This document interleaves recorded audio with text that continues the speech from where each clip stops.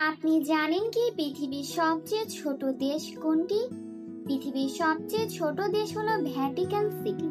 এটি ইতালির রাজধানী রোমের ভিতরে অবস্থিত এবং মাত্র 44 হেক্টর এলাকা জুড়ে বিস্তৃত।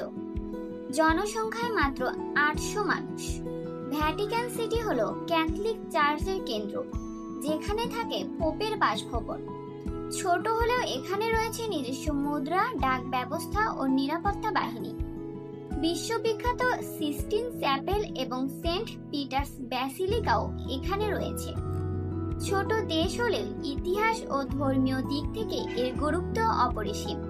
এটি দেখিয়ে দেয় আকার সব নয়, গুরুত্বই মূল। তো এবার জানলেন তো পৃথিবীর সবচেয়ে ছোট দেশ হলো ভ্যাটিকান সিটি।